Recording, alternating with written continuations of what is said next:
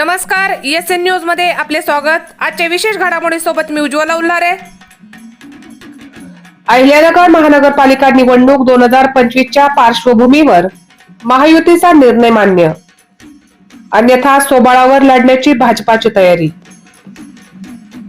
आमदार विक्रमदादा पाचपुते यांची सविस्तर प्रतिक्रिया।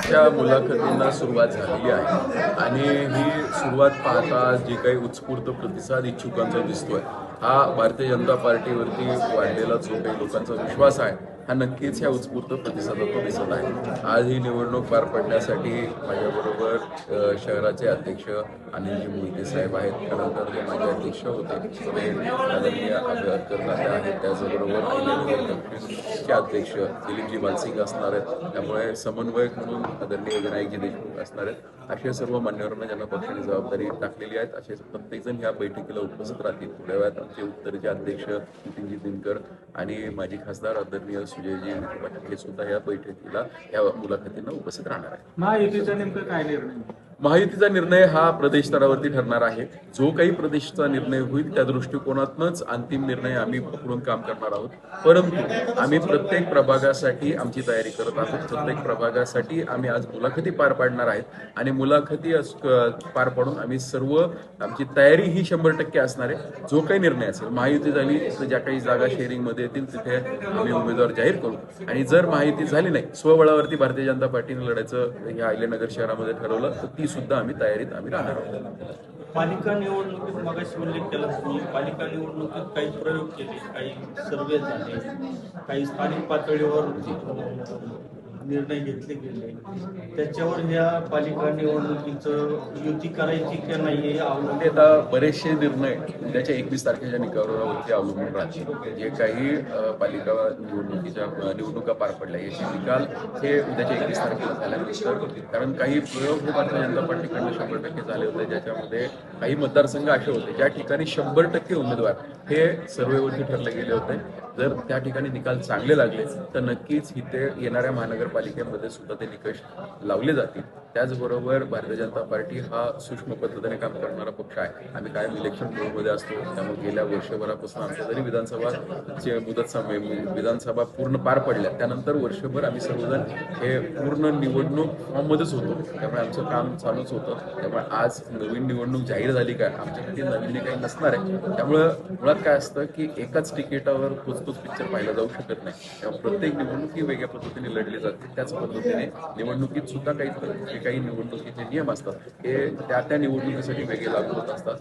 त्यामुळे उद्याच्या 21 तारखेच्या निकालावरती काही अनालिसिस होईल आणि ते झाल्यानंतर पुढच्या महानगरपालिकेसाठी कोणत्या निकष लावायची, कोणती पद्धत त्या ठिकाणी अंमलबजावणी करायची याचे निर्णय हे प्रदेश स्तरावर ठरले जातील। सर्वेची पक्षनिष्ठा काय? प्रथम बघा, शेवटी भारतीय जनता पार्टी हा पक्षनिष्ठेवरतीच काम करणारा पक्ष आहे, पण हे सगळं होत असताना इलेक्ट्रॉल मेरिटही महत्वाचं असतं। शेवटी सत्तेत येत असताना कोणता उमेदवार निवडून येऊ शकतो, प्राधान्य हे पक्षाची निष्ठावंत असणाऱ्या सर्व कार्यकर्त्यांना दिलं जाणार आहे। आणि मुळात जो पाहिलं तर आजच्या मुलाखती जरी पार पडत असल्या तर मुलाखतींमध्ये सुद्धा आमचा पहिला नियम असा आहे की जो कोणी मुलाखतीला येणार आहे तो पक्षाचा आमचा सदस्य पाहिजे आणि नुसता सदस्य असून चालणार नाही, तो सक्रिय सदस्य पाहिजे। जो भारतीय जनता पार्टीचा मुळात सक्रिय सदस्य आहे त्याच्यावरती निष्ठेचा विषय काही येत नाही। मतदार यादीमध्ये आपल्या मतदारसंघातले नाव या महानगरपालिकेचे मुळात मुद्दा असा आहे की विरोधकांकडे कोणताही मुद्दा नाही। आपण जर पाहिला असेल की प्रत्येक वेळेस म्हणजे 2019ला ईव्हीएमचा मुद्दा समोर आला, 24ला लोकसभेला त्यांचा निकाल चांगला झाला की मग ईव्हीएम बंद झालं, 24ला विधानसभेचा निकाल थोडासा मनाविरुद्ध विरोधकांच्या गेला की परत ईव्हीएमचा मुद्दा आला। आता ईव्हीएम वरती लोकांचा विश्वास नाही राहिलेला, ईव्हीएमच्या मुद्द्यावरती जे काही खोटं ते सांगतो त्याच्यावर, पण नवीन काहीतरी पाहिजे। जसं मग म्हटलं नवीन मुद्दा प्रत्येक वेळेस लागतो, तसा हा दुबार मतदारांचा विषय आला। पण कसं पाहायला गेलं आपण मतदार यादीमध्ये नाव टाकणं सोपं आहे, डिलिशन ही खूप डिफिकल्ट क्लिष्ट प्रक्रिया आहे। आपणही मी जरी अर्ज दिला की माझं ह्या मतदार यादीमध्ये नाव नको आणि आता मी मतदारसंघ राहिलं दुसरीकडे गेलं तिथलं नाव डिलीट करा, तर त्याच्यासाठी सुद्धा प्रांत स्तरावरती कलेक्टर स्तरावरती काही सुनावण्या घ्याव्या लागतात आणि मगच मतदार यादीतलं नाव कट होतं। त्यामुळे दुबार मतदार हा प्रश्न आपल्या महाराष्ट्रात नाही, हा देशभर प्रश्न आहे। पण आता जर आम्ही पालिका निवडणूक पार पडत असताना एक गोष्ट पाहिली होती की ज्यावेळेस मतदार यादी फायनल झाली त्याच्यावरती काही हरकती झाल्या. आणि मतदानाच्या दिवशी जी मतदार यादी होती, माझ्याकडे 28,500 हे मतदार नोंद होती आमच्या श्रीगोंदा शहरासाठी. पण मतदार यादी ज्यावेळेस फायनल आली, म्हणजे जी मतदानासाठी सामोरे जायचं होतं, त्याच्यावरती डुप्लिकेट आणि मयत हे शिक्के टाकून आली होती. आणि हे शिक्के टाकून जवळजवळ 2,500 मतदार, 2,500च्या आसपास मतदार हे त्यांच्यावर ऑलरेडी शिक्के होते जे मतदानच करू शकत नव्हते, कारण त्यांचे दुबार नाव होती. त्यामुळे इलेक्शन कमिशनने हे काही पावलं उचललेली आहेत आणि मला खात्री आहे की त्याचा परिणाम तुम्हाला उद्याच्या निवडणुकीत दिसेल. आणि अहिल्यानगरमध्ये पण अशा काही शंका असतील तर अजूनही वेळ गेली नाहीये. कोणत्या पक्षांना ज्या काही हरकती घ्यायच्या त्या घेऊ शकतात.